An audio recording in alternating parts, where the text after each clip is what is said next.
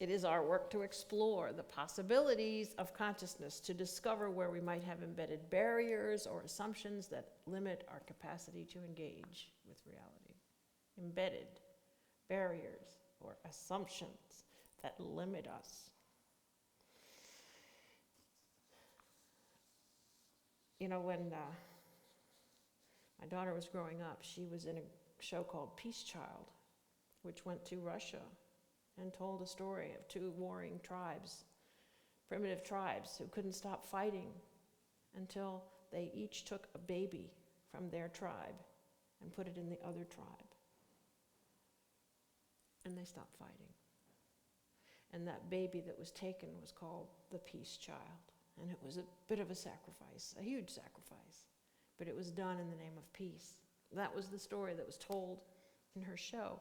And the adults who were the sponsors or the chaperones of her group gave me a manuscript because one of them was involved in a conflict resolution master's degree program. And the manuscript was by this woman, Mary Clark, who wrote a book called The Search for New Modes of Thinking. And that just came to me the other day as I was birthing this sermon all week. I went on the internet, and wouldn't you believe it's one of the books that Google has already transcribed. It's online. Anybody can read it. And the proposition of this book is that the Western worldview is contributing to the inability to find new modes of thinking. Because the Western worldview says we have to be competitive and we always have to increase our financial gain. Now, it's true that there is ever-increasing dynamics in everything. So if we could shift that ever-increasing fact, that the awareness that there's an ever-increasing influence operating, even in our consciousness, where we're evolving in consciousness, if we could shift that from ever-increasing financial gain, to simply ever-expanding and ever-unfolding good in the universe. Ever-expanding consciousness. I think that would relieve a lot of the tension that we experience in being culturally embedded in this Western worldview. So what are we talking about? I mean, what is the nature of reality? What is truth? Is there an absolute truth? Could you be sane and live with the proposition that there is no absolute truth? All truth is relative? I mean, we say that God is absolute good, but how big is our absolute? Does it go throughout the universe? How can we know that?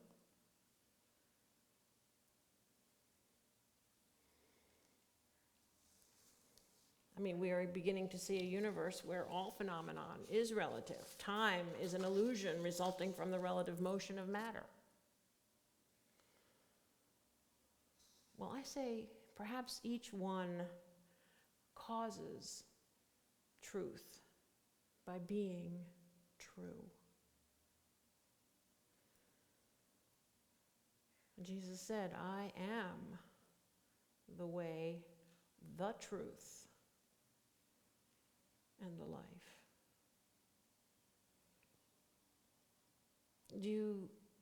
We have the courage to cause truth in our own experience? Do we have the strength to stand true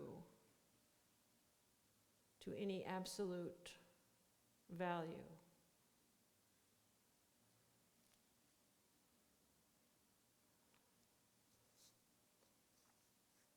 Once when I had just moved to a new city in my 20s, I awoke in the middle of the night, and I was aware that there was some thinking going on in my mind that was like a gigantic gear that was able to integrate information and intention in my life and just my overall situation. It was just like this huge processing going on that I knew with my linear or everyday conscious mind I was incapable of thinking at that level.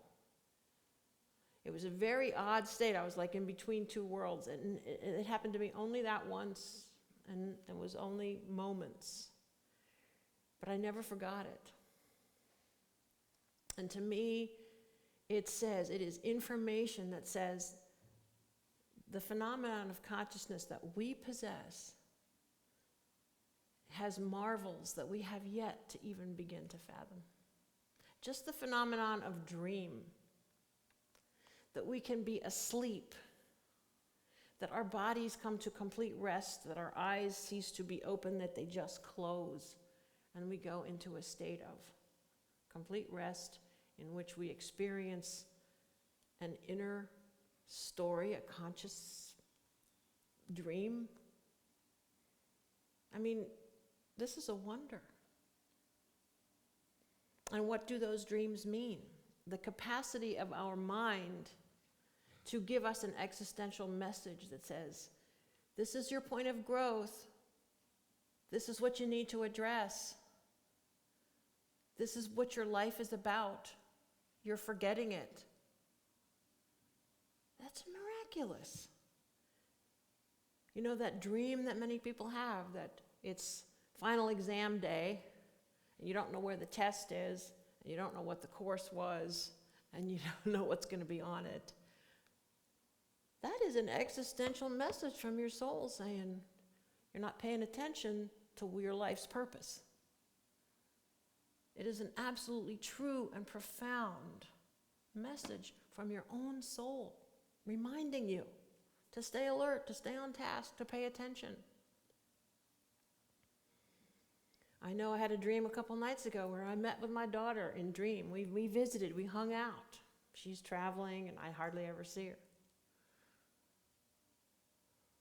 I know that I've been visited by people on the other side in dream, and you have too. The wonders of our consciousness are just totally amazing, and we are just beginning to crack the dawn of discovering our capacities as sentient beings, possessed of this wonder. I would say it is God. And the reason that we have the power, I would say going along with the power to know that we know, is the power to speak it. The power to say, I think. The power of language. And the book of John opens up saying, in the beginning was the Word, and the Word was with God, and the Word was God.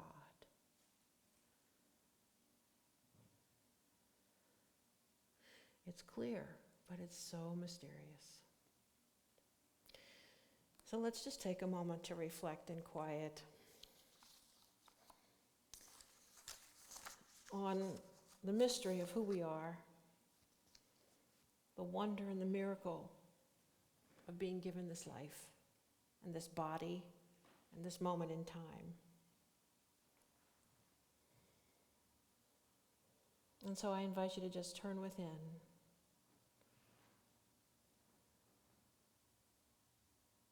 And know together that we take courage in walking the path of our lives, ever aware and willing to see in new ways, to think in unexplored realms, and to discover new possibilities revealed by your love.